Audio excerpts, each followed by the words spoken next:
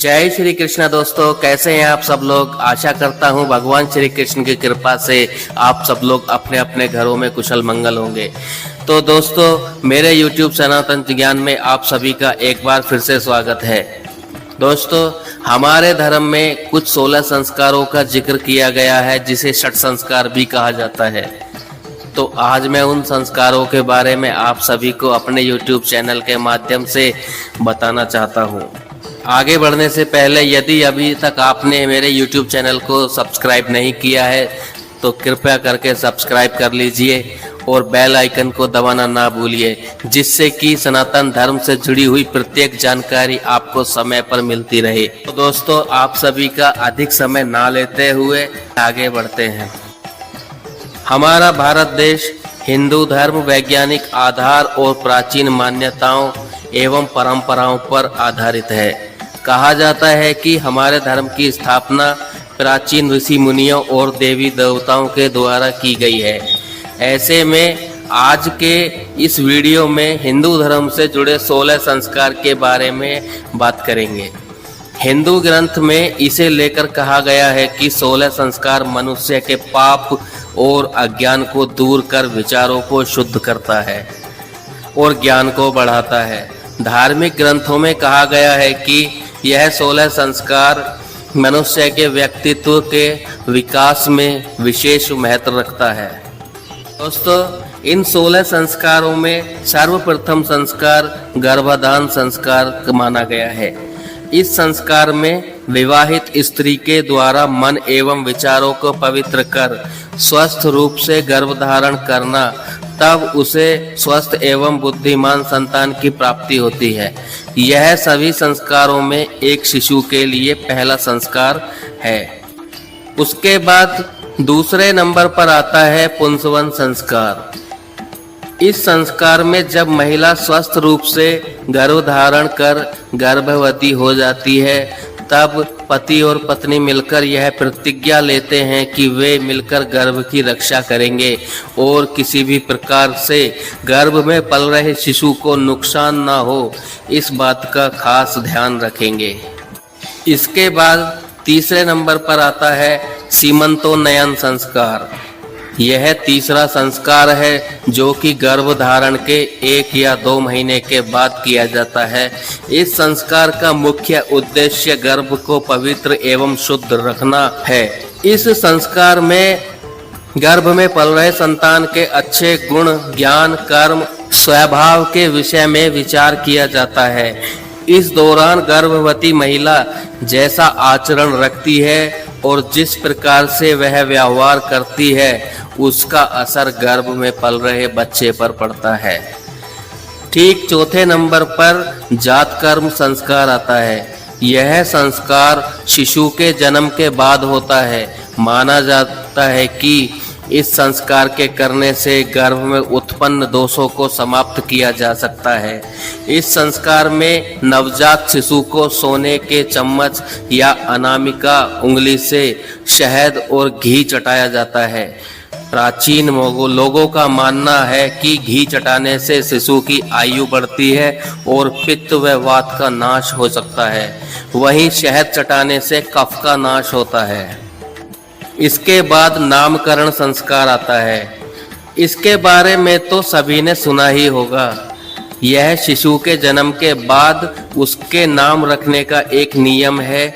यह महत्वपूर्ण संस्कार है।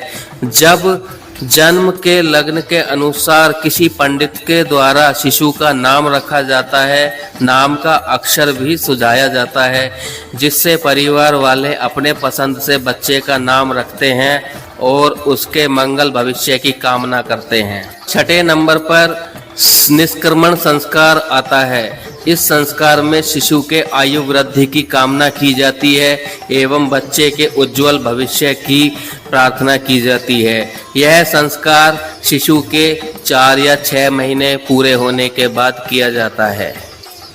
7वां संस्कार अन्नप्राशन संस्कार है। इस संस्कार में शिशु के समस्त दोषों को नाश करना होता है जो माँ के गर्भ में दौरान उसमें आते हैं। इस संस्कार से नवजात शिशु को पहली बार अन्न खिलाया जाता है। या अन्न से मुंह को जूठा किया जाता है। अन्नप्राशन में बच्चे को अन्न खिलाने के साथ साथ उसे उपहार एवं उसकी लंबी उम्र की कामना की जाती है। ठीक उसके बाद 8वें नंबर पर आता है मुंडन संस्कार। इस संस्कार में बच्चे के 1, 3 या 7 साल पूरा करने पर उसके बालों को किसी धार्मिक स्थान या नदी किनारे उतारा जाता है। इस संस्कार को वपन क्रिया संस्कार के नाम से भी जाना जाता है। माना जाता है कि इस संस्कार से शिशु को बुद्धि, बल और आयु की प्राप्ति होती है। 9वें नंबर पर आता है कर्णवेधन संस्कार। इस संस्कार में बच्चे का कान छेदने का रस्म पूरा किया जाता है। इस संस्कार को शिशु के जन्म के बाद 6 से लेकर 5 वर्ष तक कभी भी पूरा किया जा सकता है। 10वां है उपनयन संस्कार। इसे यज्ञोपवीत या जनेऊ संस्कार के नाम से भी जाना जाता है। इस संस्कार में बालक को पूरे विधि विधान के साथ जनेऊ धारण करवाया जाता है। प्राचीन धर्म ग्रंथों में यह कहा गया है कि इस संस्कार के बाद बालक को वेदों के अध्ययन करने का अधिकार प्राप्त हो जाता है। 11वां संस्कार विद्यारंभ संस्कार। प्राचीन काल में इस संस्कार से बच्चों की शिक्षा प्रारंभ होती थी। विद्वानों और आचार्यों द्वारा शुभ मुहूर्त निकालकर इस संस्कार को किया जाता था। 12वां है केशांत संस्कार। पुराने समय में बच्चे विद्या ग्रहण करने गुरुकुल जाया करते थे। जब उनकी शिक्षा पूरी हो जाती थी तब गुरुकुल में बच्चों का केशांत संस्कार होता था। इस संस्कार में बच्चों को पहली बार हजामत बनवाने की अनुमति दी जाती थी। इसे गोदान संस्कार के नाम से भी जाना जाता है।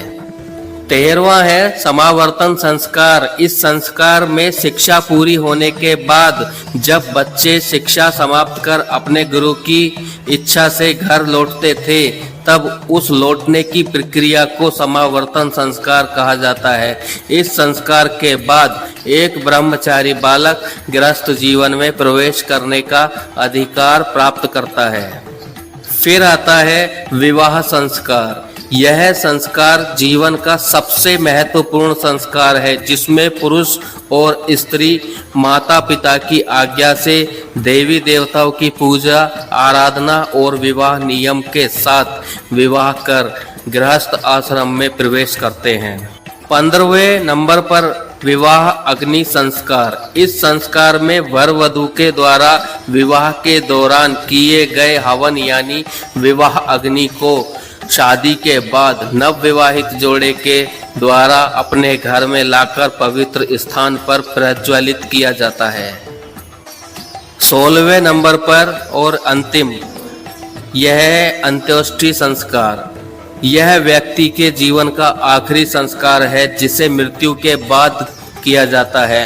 इस संस्कार में घर से अग्नि ले जाकर शमशान घाट पर शव को चिता पर लेटाकर चिता प्रज्वलित की जाती है। तो दोस्तों ये थे 16 संस्कार जो मनुष्य के गर्भ में प्रवेश करने से लेकर उसके मृत्यु तक होती हैं। हमें उम्मीद है कि आपको मेरे द्वारा दी गई जानकारी पसंद आई होगी। ऐसे ही हमारे सनातन धर्म से जुड़ी जानकारियों की वीडियोस देखने के लिए जुड़े रहिए हमारे YouTube चैनल सनातन ज्ञान से। मिलते हैं अगली वीडियो में, तब तक के लिए जय श्री कृष्णा।